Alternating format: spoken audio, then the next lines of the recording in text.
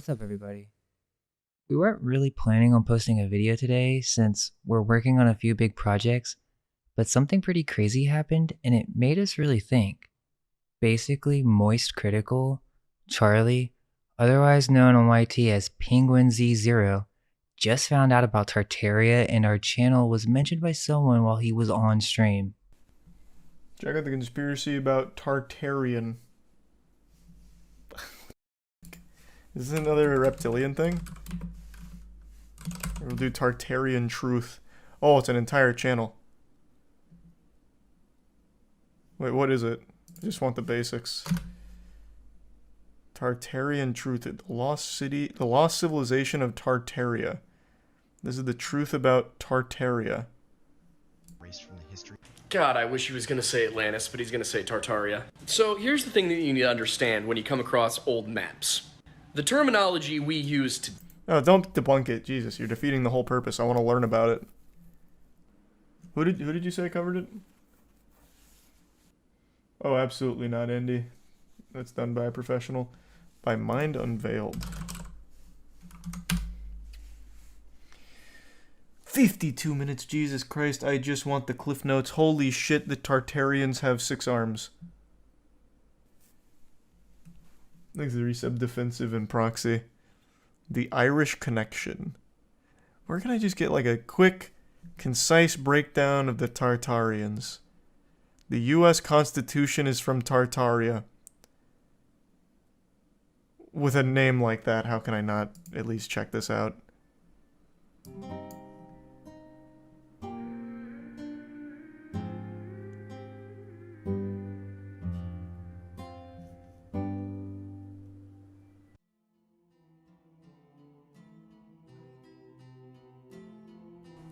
Okay, so for this first part of the explanation, I'm just gonna dive right in. And some of you who may be new to the channel, specifically after watching Charlie's video, may not be used to this certain style, and may demand immediate evidence after hearing such far-out concepts.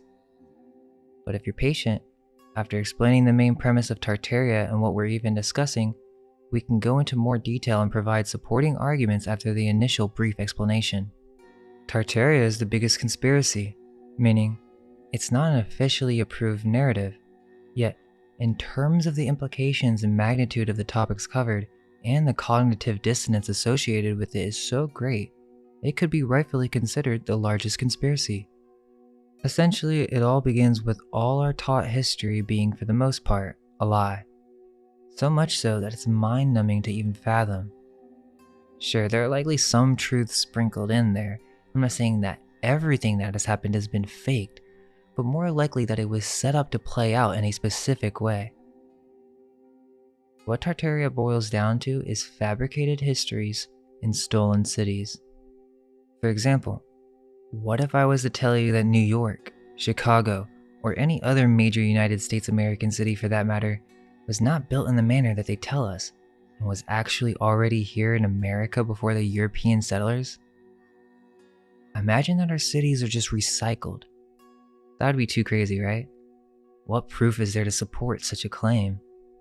In order to demonstrate this, we would just have to dive into each city's history. And that's kind of the purpose of our City Unveiled videos. Literally a 5-hour documentary on a city, but for this instance, we can do Tampa. And shout out to Old World, Florida.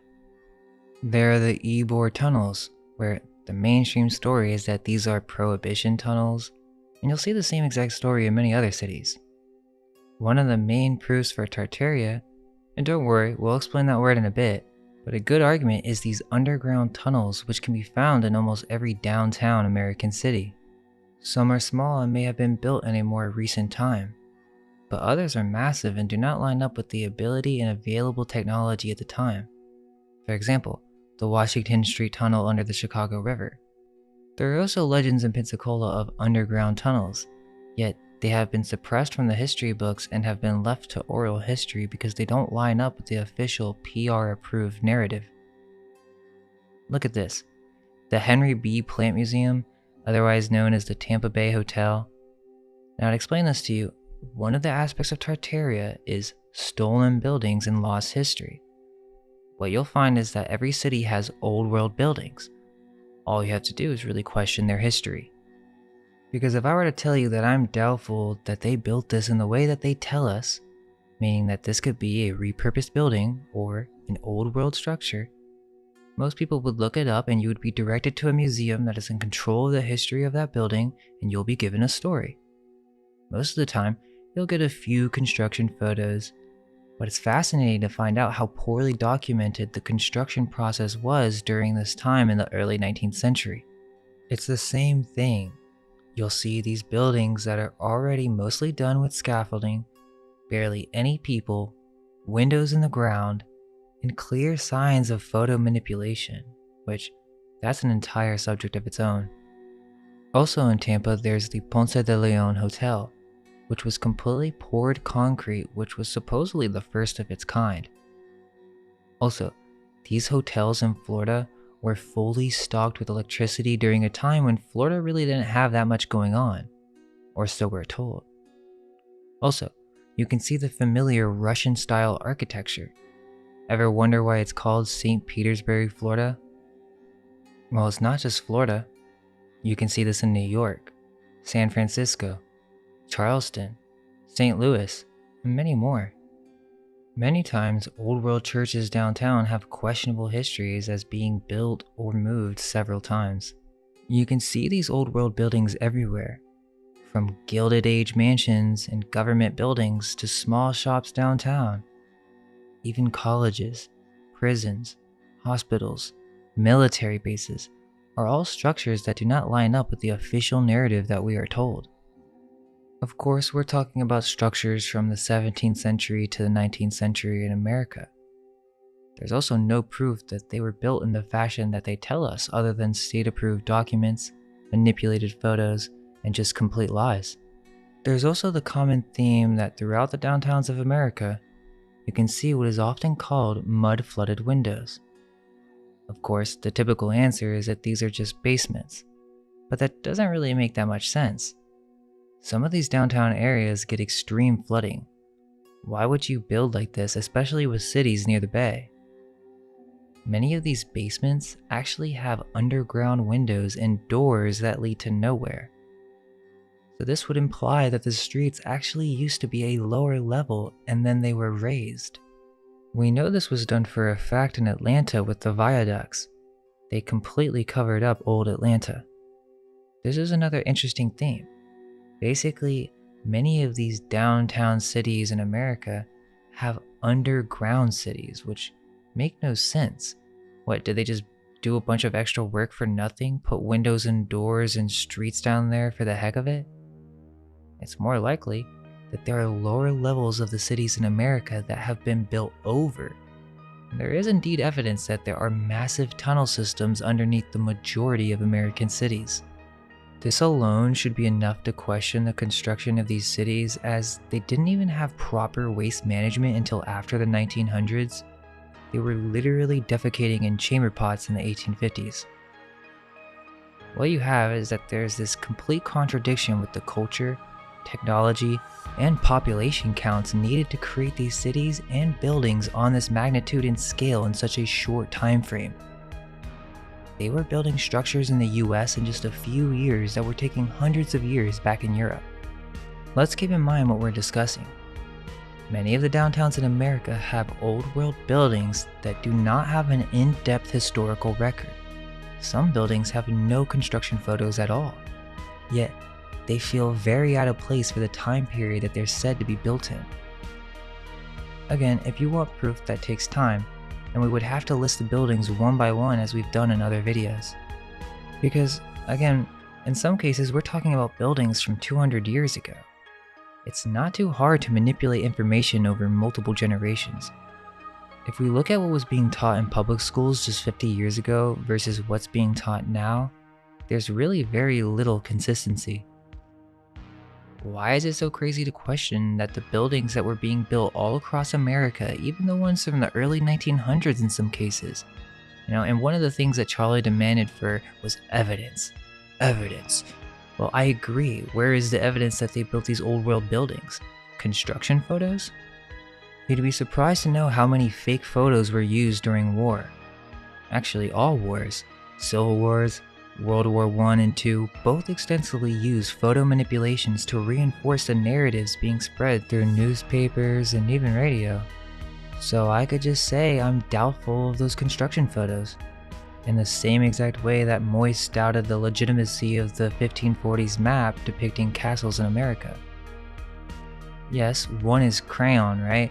But it's quite clear that it's depicting castles in America in the 1540s and does not seem to be manipulated. Photos, yes, even construction photos, have been found to be complete fakes. There are other maps that show castles in America, including the early engravings of America depicting massive cities, but not only that, the 7 cities of Cibola from Joan Martinez's chart of 1578 is a map that depicts the 7 cities of Cibola, which were the mythical lands of gold that the Spanish believed to exist somewhere in the southwest of North America. Here is a depiction on the maps: massive castle-like fortified cities. If you'd ask me, I trust these ancient manuscripts more than these low-quality construction photos given to us by some of these museums. Don't believe it? Is this photo of a Mormon construction site real? Most would automatically assume, since it's an old photo, that equals proof. But that's not true. It's a complete fabrication. Look at the vanilla skies. No faces? Floating ladder? They would paint on historic photos. We have an entire video exposing this history of photo manipulation. This would imply that they did not actually build these temples in such a short time span. The Mormons were said to have created multiple massive temple churches with no modern technology, and yet they're photo manipulating photos. And on top of that, you know the Book of Mormon actually says there were advanced civilizations in America before Columbus, and that they actually had cities here in America. Now I know there's a bunch of really crazy stuff in there. It might not be proof, but it's strange that they even mention that. How can we trust the history of these old world buildings when our historical record on many of these buildings is scarce? And you want to know the main reason why? Because there's been a great fire in every major American city, and I don't think that was by accident. Some people say, oh, it was because of candles, or that they didn't have enough resources to carry the water and put out the fire or whatever. But you know, they say that the Chicago fire was started by a cow kicking over a lantern that ended up causing over $200 million in damages. Which makes no sense. They were supposedly building these brick buildings to be entirely fireproof, so why do we see so many fires in Chicago, New York, Detroit, San Francisco, all over America? And let's not forget the World Fairs, which we'll explain in a bit. But they didn't have insurance back then. You think they were just building these massive brick buildings and underground tunnels all across America just to go in and actively destroy it with fire? And not all of them were accidents. During the Civil War, in Columbia, South Carolina, the Union specifically set the city on fire to destroy the buildings and mills so that they couldn't be used by the South. They did this with many other cities as well, which makes no sense because shortly after the Union came into possession of those lands. Now we're diving deep into this material. We're talking brotherhoods and fabrications of an unimaginable degree, mental mind control and population resets. You don't think that small groups of people in power aren't going to treat Earth and its inhabitants like a game of Sims or Civilization? The reason why we're not privy to this information is that these cities in America were literally founded. That's why they say that in history with the founding of a building or city. They're telling you and then redefining the words so that it doesn't seem like what it is. The next aspect of this alternative history involves secret societies. Yeah, Freemasons, and I know that many think that's a joke, right? But we aren't approaching this from your typical Illuminati Christian perspective, or not even from a conspiracy point of view, trying to blame everything on the evil Freemasons or something. No. Instead, we're discussing secret societies from a historical perspective. Go look up Oddfellows, then go to your downtown and notice how every downtown has or has had an Oddfellow lodge. If Freemason, Oddfellow, and Catholic Knight societies had lodges in every American city, is that not suspicious and or at least worthy of a note in the history books? Yes, obviously, Freemasons and Oddfellows in the modern day are not the same thing that they were 100 years ago. Nowadays, if you go to a lodge, they're just a bunch of old people getting together and talking about life. But back in the day, they were doing all sorts of rituals. The Freemasons aren't the ones in control, neither are the Oddfellows. They are the mind-controlled orphans ruled by the Phoenician Venetian families. They are the top orphans of the club. Secret societies have always been prevalent in the Catholic Church. These Freemasons were called Knights, and they evolved into the modern groups that we know as Freemasons and what we know in the public today as the Illuminati. But the Freemasons are not the Illuminati or the people in control. These Catholic orphans in the 1700s that actually go back to earlier societies as the Rosicrucians and the Knights Templar, all of which were controlled by the church as pawns in the play of divide and conquer. So these Catholic orphans started their own society, the Oddfellows, to educate the orphan. And it's weird because they have these massive old world buildings with no construction photos that were also used as asylums and orphanages in many early American cities. They also contributed greatly to funding the schools and providing hospitals for a large amount of cities in America. These Oddfellows were just a bunch of odd fellows, and we're supposed to believe that they were just philanthropists giving all their money to the needy. That's the story they want you to believe. But this is when it gets dark, and this is all, according to the official story, factual. During the 1820 to 1950 period, there was an abundance of orphan trains that would move children from Europe all around the United States. They would do this to repopulate cities and use children for forced labor. This was going on before the 1800s, as before the Oddfellows there were the foundling hospitals, many of which have old world architecture and are quite massive. They were also used as sanitariums. Just to remind you, because yes, this does tie back to Tartaria, right now we're discussing orphans and brotherhoods because we're attempting to show you how history could easily be manipulated and or fabricated. We will come back to the buildings in just a moment. The Foundling Hospital logo clearly depicts Diana of Ephesus, the Queen Bee, and the Star of Ishtar. Now this is when we get into the importance of occult symbolism, another subject too in-depth to discuss in detail at the moment, but this is a clear reference to genetic cloning. We have an entire video on this subject that's pretty mind-blowing. But the ancients and medieval alchemists were well aware of creating humans from within a tube. This process is actually described in detail by Paracelsus. Many of the most enlightened minds of the Renaissance period believed it to be possible to create a fully formed human without the use of sex. Also, the Cabbage Patch Kids from the 1980s are not just some crazy doll hype where people would beat each other up in order to get one. No, this concept of babies being grown in cabbages has a much darker history. We have a massive collection of French postcards from the early 1900s to depict children being grown and sold in cabbage patches. And no, it's not just a friendly, funny postcard. There were hundreds of these, and some of them are real photos of babies, most likely orphans. They're showing us through symbols the process of repopulation. We have proof of this because the first reference to cabbage patches and growing humans is actually from an 1896 film, which was the first movie ever made, La Fée aux Choux, by the female director Alice Guy. Go watch that movie and tell me it's not disturbing the way she threw around those babies. Alice Guy said herself that she made this film to promote the 1896 incubators at the World's Fair in Paris. So these World Fairs were used for selling children. They were literally called hatcheries, and there's even a postcard from the 1900s that showed this. Were they growing children in incubators for the process of repopulation? It's described in the artwork clearly. So what you have is empty cities, buildings that were founded, and these buildings were then found by a group of cult orphans that we call Freemasons basically, and they founded these orphanages and asylums for repopulating these cities. Then they fed us our history and even the rituals of the holidays. Many other mind control games that we play as children, like Pin the Tail on the Donkey, where we were actually secretly initiated into their club.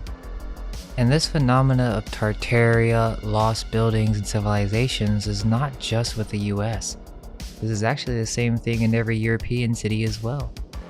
It's everywhere, and this gets into the idea that Tartaria was a global civilization because many of these old world buildings that you see in America resemble European architecture. It's not just in America, you can find this exact same style of government buildings all around the world. I'll explain that soon, but I wanted to start with America because Charlie was saying, why would anyone look into this, that people just want to make stuff up for no reason. But I don't think you could easily make this stuff up, to be honest.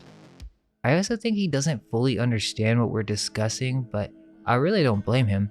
There's still a lot of work to be done.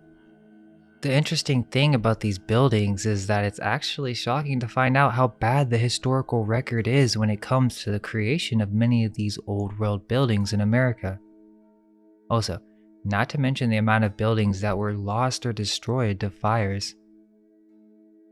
It's important to understand our history, and if it's true that some of these buildings in America were actually here before the so-called settlers, then what would that imply?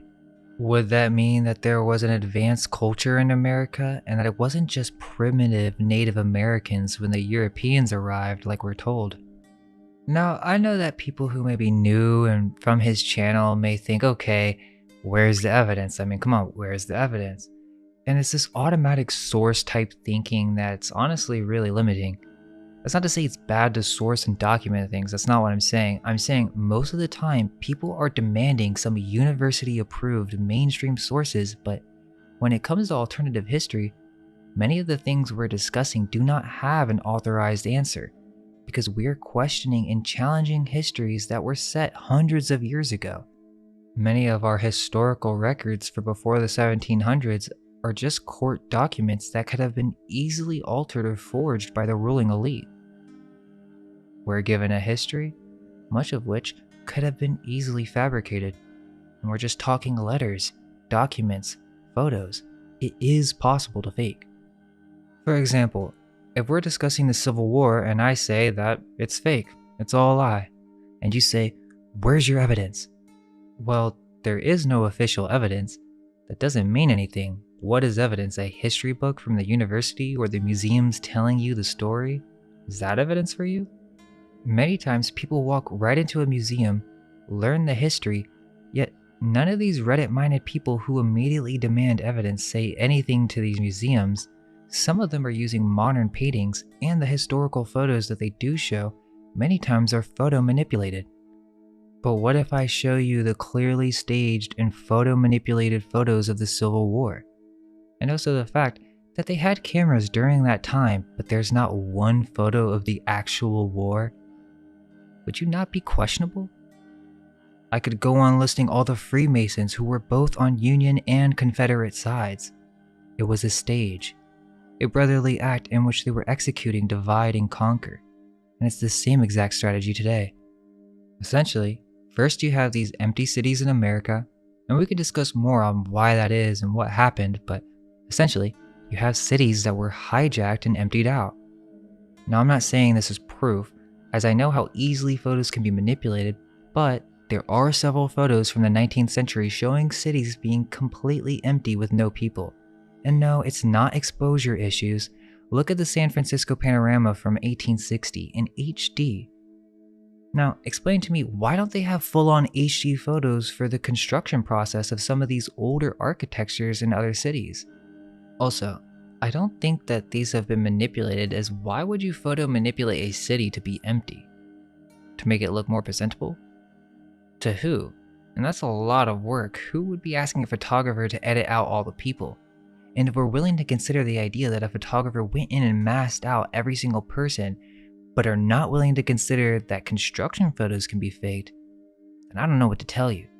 It seems more logical to conclude that these photos have little to no manipulation, and many cities, including Chicago, were ghost cities in the early 1900s.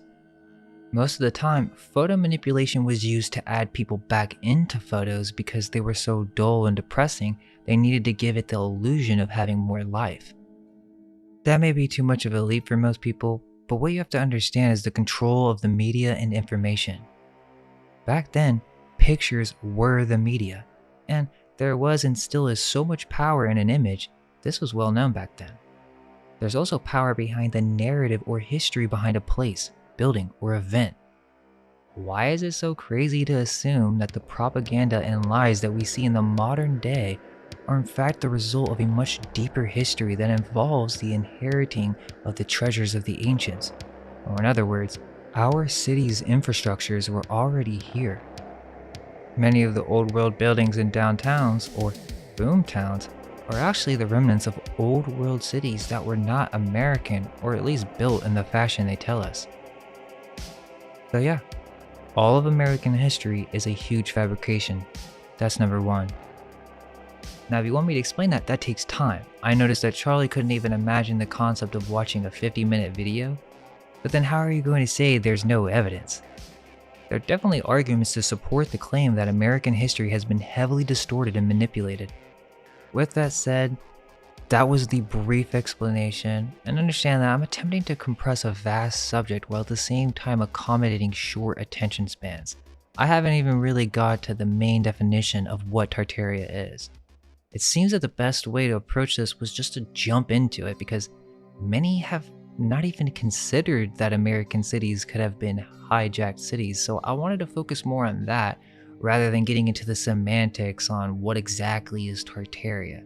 But now, I can explain that in more detail, which should answer many of your questions of exactly what we were discussing. Okay, so we begin the detailed explanation by moving to terms. Our definition of Tartaria may differ from other researchers' definition of the term, so we need to first establish what are we talking about, because Charlie kept saying, oh, what are the Tartarians? Are they reptilians or underground apartment dwellers? Well, let's give the shortest definition possible. Tartaria is really just lost old world history. That's it. Obviously, there's more to it than just that. What is history? Can history be faked or tampered with? Many are willing to accept that the mainstream media can lie in the modern day. People still have issues trusting authority in recent times, but why does that same logic not apply to the history books? Let me just give you a couple things to consider before we give a definition. For example, with the World's Fairs. Now hold on, the story that we're given is that these architectures seen in these photos of the World's Fair in America during the early 1900s were all just built in a short 2 to 3 year span with no construction photos, and that they were all built from wooden pallets? Now really think about that for a second. Look at the Chicago's World's Fair. You see these embankments? And notice the level of detail on this architecture? Even if this was just wood, this would have been a massive feat. Yet, all we get for a historic record of the construction is some shoddy footage that actually comes from a movie about the World's Fair, and that's it. There wasn't just one World's Fair either, but several in the United States during the 1900s. So they just built these massive World's Fairs just to tear them down a couple years later? Many cities had these, even Louisville, Kentucky and Nashville, Tennessee. I mean, really look how massive some of these things are. They are entire cities. And so, this brings up several questions. Were these buildings truly built the way that we have been taught? Or were they already here? If you type in Tartaria, the basic gist of what they'll tell you is that Tartaria was a global lost civilization with advanced technology that appeared on old maps and was erased from history. As Charlie mentioned, a lot of the main points seem to be old maps, and yes, this may not be conclusive, especially with the maps that just say Tartary on it, but I do think a map from 1540 depicting castles in America, regardless if it's crayon or not, is quite suspicious regarding the history that they tell us in the founding of America. Also, Charlie kept equating Tartaria to Atlantis, which is fair, but to make the distinction clear, the idea of Tartaria is from a much more recent time. Meaning, when people are talking about Tartaria, they're actually talking about the 1500s to 1700s period, where a civilization that existed in a far more recent time was left out from the history books, specifically because it was hijacked. Where's the evidence? Where's the source? Well, now we're getting into alternative history and false timelines. Let's start with the evidence on how the whole story of Pompeii is a complete fabrication. There are a number of glaring inconsistencies in the academically approved narrative of the city's destruction, and many arguments that support that Pompeii is actually from the 1600s and not 2,000 years ago as the history books tell us. Some inconsistencies include the frescoes that were discovered there and dated to 79 AD actually resemble the techniques used by medieval painters, including the famous painting of the Three Graces found in the House of the Three Graces in Pompeii. Furthermore, Vesuvius can be seen on 16th century maps, showing that the volcano was active long after the traditional date of the eruption, and Pompeii was not in fact lost. There's a 1631 memorial plaque on the road to Naples that lists Pompeii and Herculaneum as the victims of the 1631 eruption of Vesuvius. There were surgical tools in Pompeii that were not supposed to exist during that time, yet they were found in Pompeii and are dated to 2,000 years ago, yet they resemble medieval surgical tools? Oh yeah, and how could there be pineapples in their frescoes if the pineapple wasn't introduced into Europe until 1493? Let's keep in mind that Pompeii was supposedly discovered in 1748. Again, we have an entire video breaking this down. The evidence is there, you just have to be willing to look. But okay, let's try to define Tartaria again. Tartaria is a term that became popular around the 2018 to 2020 period before it became quickly filtered by YT's algorithm. Tartaria is basically the next big conspiracy after FE. If you don't know anything about history, that may be the only way to explain it to you. It's a massive rabbit hole that questions all of our official history. The difference is Tartaria is alternative history and FE is alternative cosmology. It gets interesting because Charlie was trying to bunch all the conspiracies under one label, implying that Tartaria is just something people want to believe in.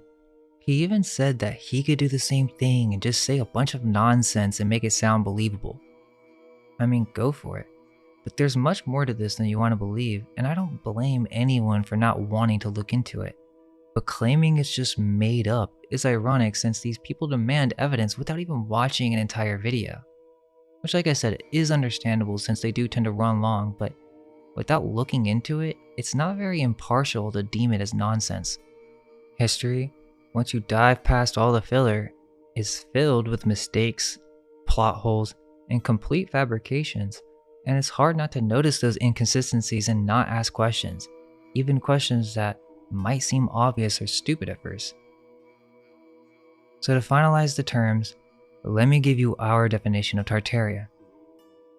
Tartaria is the phenomena or category of alternative history that delves into the research of lost history and civilizations, hijacks and stolen buildings, magic, alchemy and cloning, antiquitech, cataclysms, mud floods, buried buildings, star forts and fortified cities, royal bloodlines and secret brotherhoods, asylums, orphans and oddfellows, underground tunnels and waste management, and suppressed Morris history. By labeling Tartaria as simply a civilization, we're missing out on many aspects of this mystery, because that's just one piece.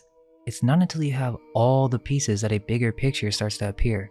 There is evidence for each one of these subjects, but in order to understand Tartaria, we have to have that base.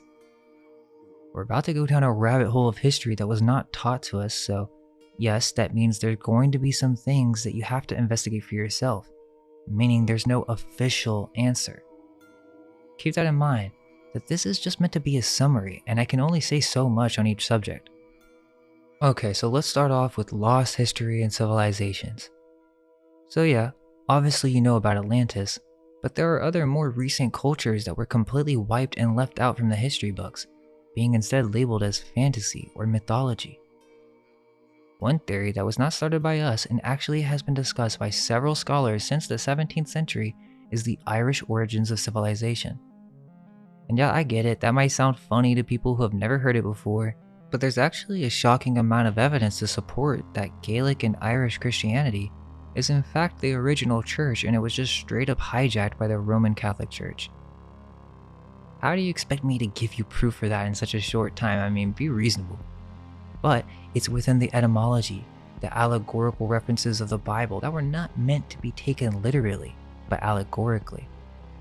One of the best books on the subject is called Irish Wisdom Preserved in Bible and Pyramids by Conor McDarry, which covers in detail the process of hijacking a civilization. Sometimes this might be confusing to people new to this subject, and a typical response is that some people immediately visualize the modern day Irish people, which sure, many from Ireland with Rh negative bloodlines are connected to this, but what we're really discussing is the ancient land of Ireland and her peoples. Interestingly, this is where Atlantis connects. Remember, I'm explaining this to a Charlie-like mind, so that immediately sends alarm bells ringing when I say the word Atlantis. But what we're discussing is the progression of civilization. We are told of an east to west movement of civilization, that advanced societies began to rise in Sumeria, Mesopotamia, and Egypt 5,000 years ago, and then slowly migrated to the west over time. But with Tartaria, we're discussing how civilization progressed from west to east, meaning from Atlantis. Here's a quote from Donnelly. I'm not going to read it all, but yes, this is proof that people have been talking about what I just told you for over 200 years. And no, that doesn't mean that all the claims are true, but it does mean I'm not just pulling this out of nowhere. There is a foundation to all of these thoughts, some of which are too extensive to explain in a short video. The point is, after the deluge, or the flood, there were survivors who landed in Ireland and re-established civilization. Now let's get the whole Aryan thing out of the way, because many are automatically programmed to see that word in a certain light. These people were multicultural, and we know this because Aryan did not refer to race. In Sanskrit, it referred to one of honor, a wise man. This gets into the ancient history of Ireland, with the Tuatha De Danann and the Fomorians, who after a time of cataclysm had to settle and begin setting up new kingdoms. Now, there is proof to show this, but again, history is so mixed up because the people who set it into motion swapped locations, names, and dates to make it even more confusing. For example, the Phoenicians. This is another subject of Tartaria that we bring up a lot because it also causes a lot of confusion, but it was designed that way. The Phoenicians are the later Canaanites, but they are also the first civilization credited to creating an alphabet, mathematics, and advanced sea navigation. While many researchers have shown the connections between the ancient Phoenicians and the Celts, including the similarity between Gaelic and Semitic languages, mainstream history will say that this is because the Phoenicians settled in Ireland and that the Celts came from their culture. But the difference in art, culture, and oral legend in Ireland is unlike any other in the world, and some of the first megalithic structures were created in Ireland with astrological associations thousands of years before the pyramids. As presented in Irish Wisdom and Bible and Pyramids, the story is actually in reverse. The Phoenicians are the later Hebrews, those of the yew tree, or the corrupted version of the original spirituality. This is what we refer to as the Phoenician hijack, the process in which the Old Church, the Church of Iessa, or the early Phoenician or Phoenician Celtic Hibernian priesthood was destroyed, plagiarized, and then renamed, suppressed from history. These peoples were then hijacked and became the later Phoenicians, otherwise known as the Canaanites. They became the new church. This is the Holy Roman Empire. The proof is in the language, culture, oral histories, and the forgeries that are within the Bible, as presented by Conor McDarry. The facts presented in that book are undeniable and seen clearly with anyone who has a basic understanding of Irish history. So to explain that in a different way, after the fall of Atlantis, the survivors landed in ancient Ireland. This civilization began to mingle with a variety of other cultures, producing similar legends, traditions, and sciences that were spread across the world. They then made their way to the east and into the Indus Valley. Then the start of Mesopotamian cultures or Arya cultures such as Sumeria or Arya, and then this continued into Tartaria or Asia. Essentially, in our research, we connect the Tartarians to the ancient Scythians. This is referenced by several 18th century historians, and the Scythians were the Celts who had traveled east. But again, they tell us the story in reverse. The term Tartar is actually a Gaelic term that is associated with the story of an Irish soldier far out east catching a Tartar, a thief. The reason we bring up Ireland is because there are many researchers who have covered the suppressed history of the ancient Celts and Druids. The Druids were literally the main enemy of the Roman Empire. They were described as savages and barbaric, yet the history that we receive on them come from the Roman historian Josephus himself. So, after Atlantis, the Church of Iessa was established in Ireland and expanded all the way to the Bering Strait, where they actually crossed over and established colonies on the northwest of America as depicted on old maps. The map that you're looking at is the Monte map from 1587. There's some really interesting things on this map, but you can see that there are 3 massive cities in Florida during this time and also elsewhere throughout the US that really shouldn't be on this map. There are also maps that show massive amounts of architecture all over Asia and Africa that are no longer there. And this does not align with the official narrative of that time period. Now, over time, many different nations and cultures were formed. It wasn't just the Irish, and each of these colonies were allowed to start up their own nations. What was originally a system of spiritual allegory with the intention of creating humans with a sense of morality, with a pursuit of working for a higher self, began to become abused by certain states, and this led to the creation of religion. The confusing part is that we have been fed false timelines since our birth. For example, Rome.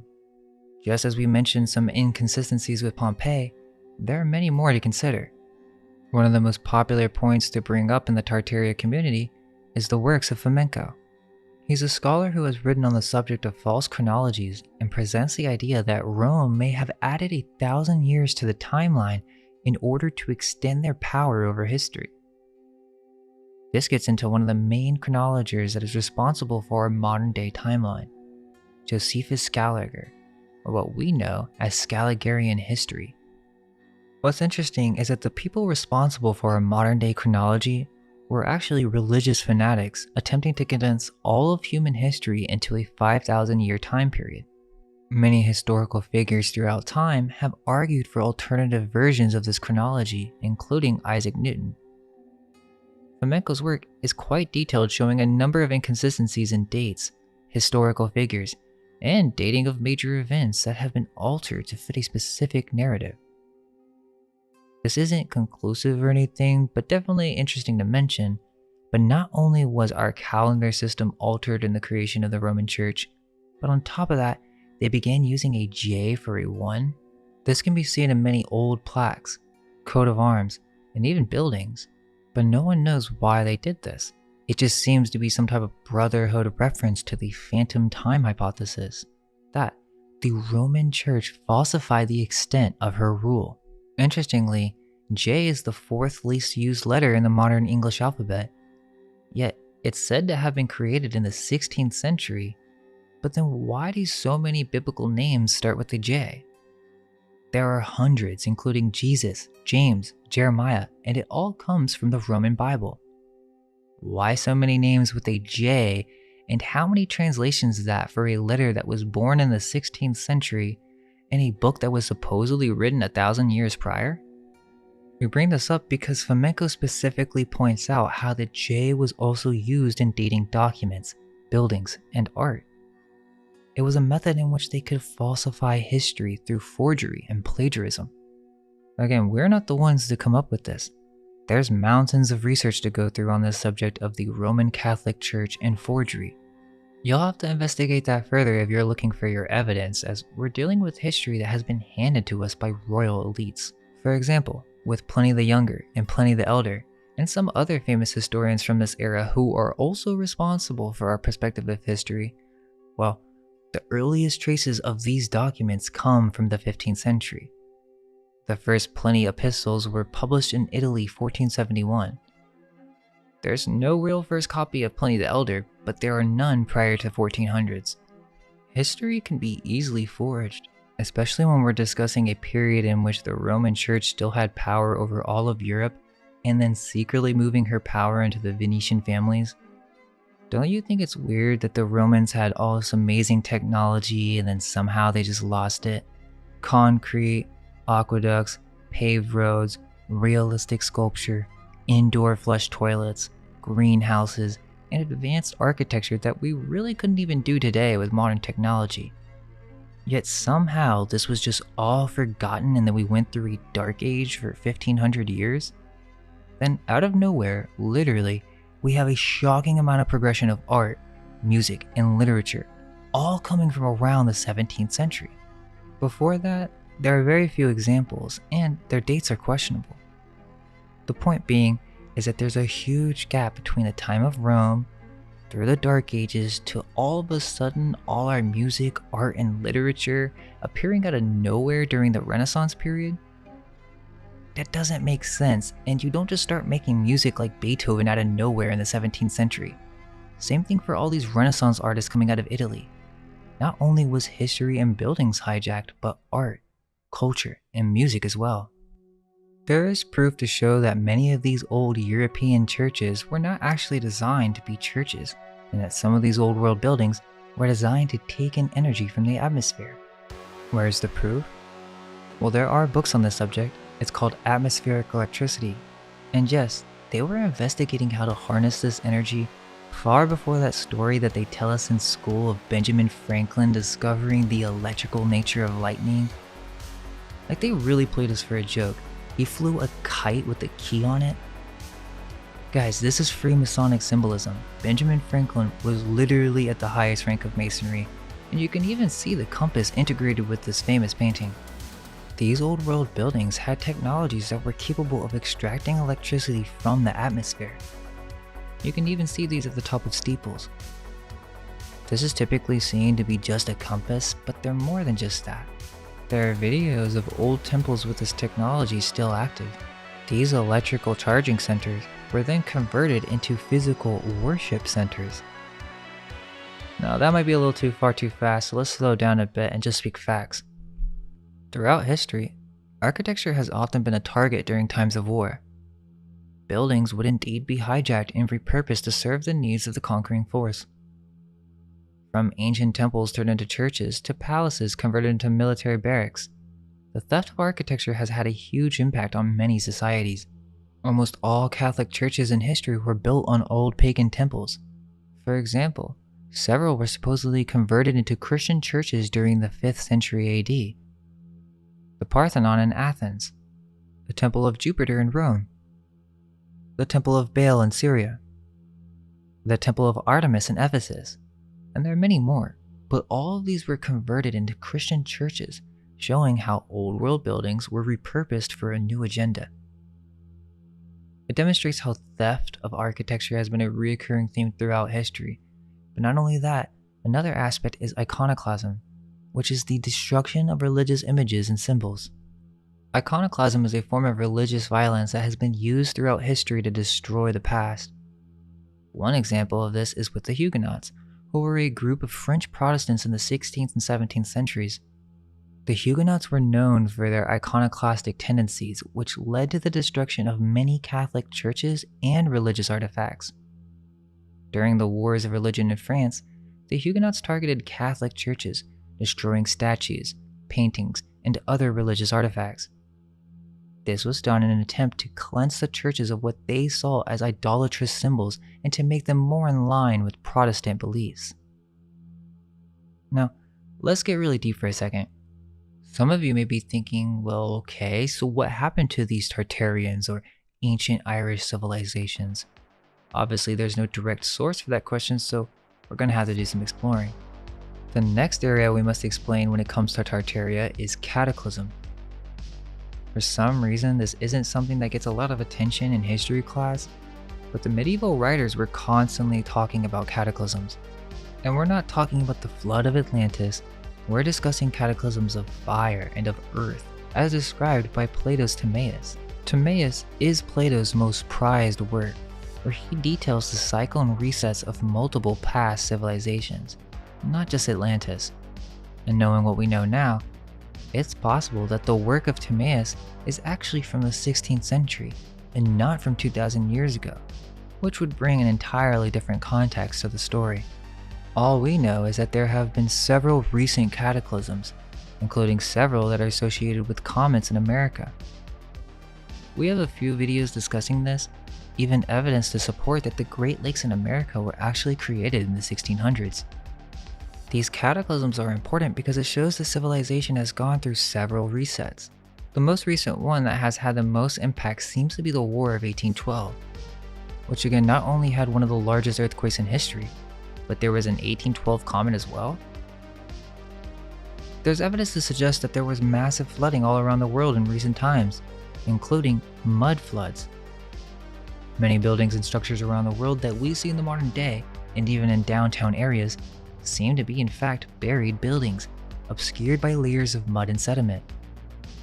The idea of mud flood is that there was a series of floods that swept across the old world, burying entire towns and cities throughout Europe and America beneath layers of mud and debris. Now, to most people hearing that for the first time, that might sound ridiculous, but there is evidence to suggest that it may in fact be true. One strong argument is that in archaeology, there are ancient sites called tells, which is a mound consisting of accumulated debris and natural sediment. They are buried cities.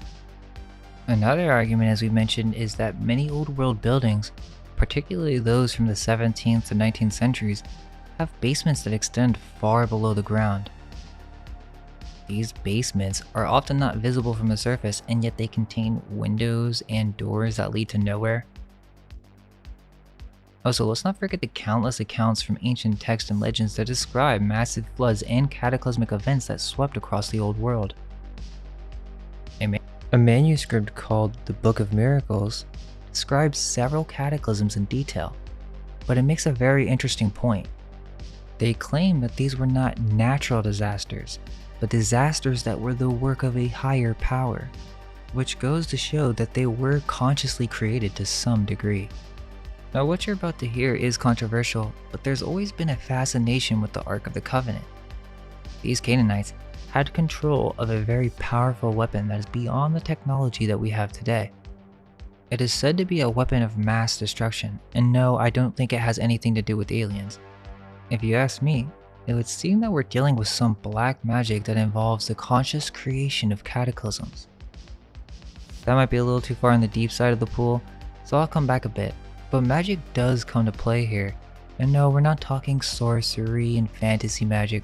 We're talking about how every royal court had an astrologer and master alchemist.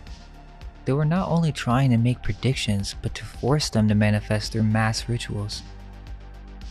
Obviously that's conjecture, but it's important to consider that it may have been possible through ritual or some type of unknown technology to influence the atmosphere or conditions in which produce certain cataclysmic conditions.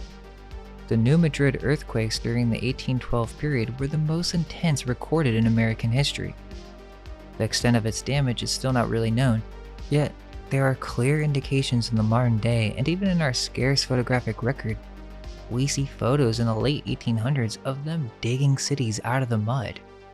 Why were all the streets made out of dirt and horse poop when the Romans had paved streets? Why was there no proper waste management in the United States until after the 1900s? Well, it's because they found these cities and had no idea how to operate them. They came in and started putting waste and water into a single pipe, many of which were old water tunnels for drainage. And what happened? Great stinks. Massive cholera epidemics all over the United States, all the way into the late 19th century? Doesn't add up how they were building all this grand architecture from Civil War forts, otherwise known as star forts, all the way to massive mansions from the Gilded Age. Yet, they had no bathrooms or plumbing systems? This gets into some other deep subjects such as the diet and spiritual capabilities of these prior inhabitants, but much of that information will be too much for most of you new to the subject. These star forts or Civil War forts, have you been to one? One of the most massive one is in Pensacola on a beach. Good luck explaining how they went about building that on soft sand in the early 1800s. But forgetting that, they had these all over the East Coast and even in San Francisco. Yet the explanation is that they were built during the Civil War era to protect America's coast? But this isn't true, as many of these forts are actually based on older forts supposedly, and there were massive forts being constructed by the Spanish and French when they first arrived as well. Although, the museums like to make you think that they were just building wooden presidios. The entire story of the colonization of America is a fabrication.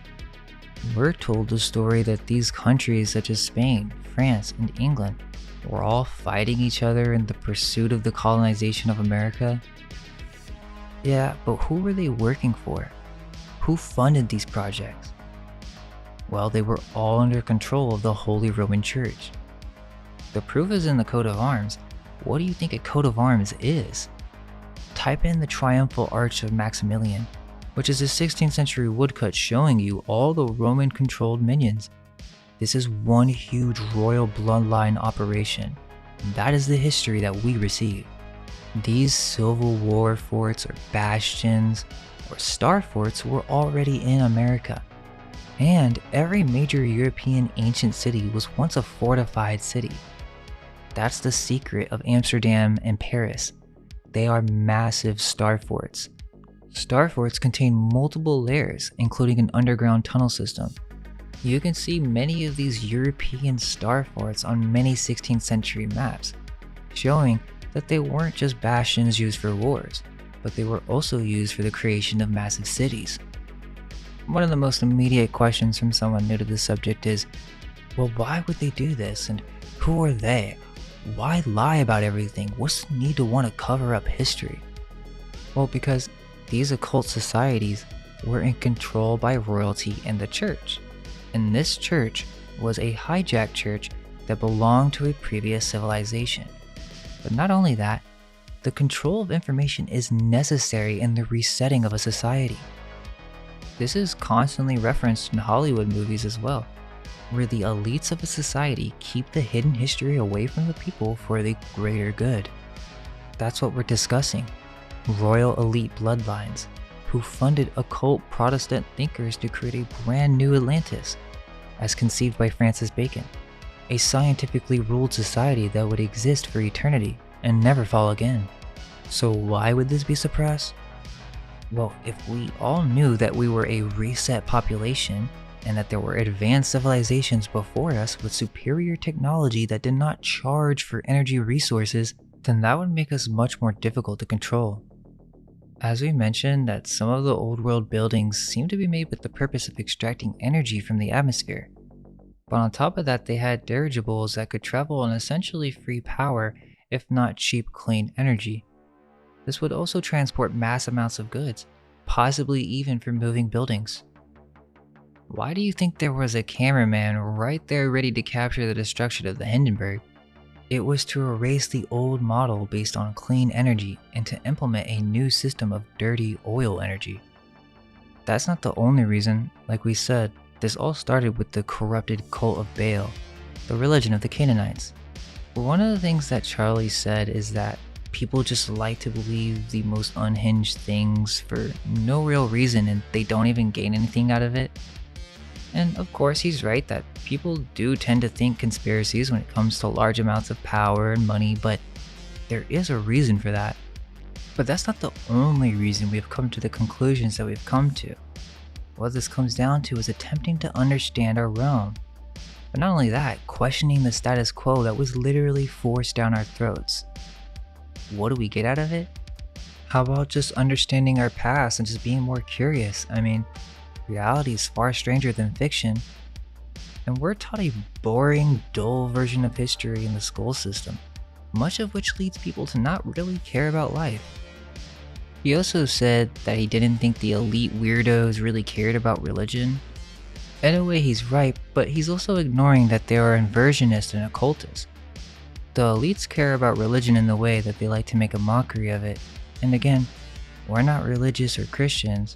Sure, there's a lot of satanic hype going on right now, and probably for a good reason, because people are sort of recognizing unsettling patterns within these certain symbols.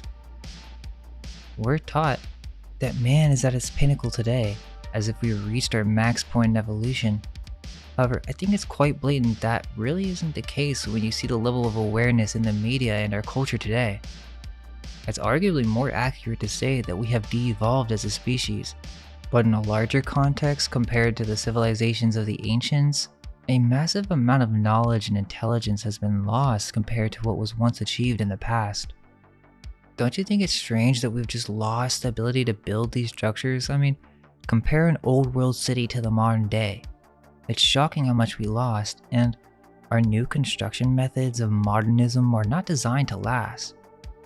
It's not to say that we don't have the technology, but that you would think there would be an evolution from the advanced architectures and early styles in America, but instead all we get is a bunch of cheap box buildings. If you want to tell Charlie to check this out, that'd be cool, although I don't really think he's gonna watch the whole thing. I mean, I'd be surprised if he did. But I don't even expect us to prove anything. I mean, we don't claim to have the answers.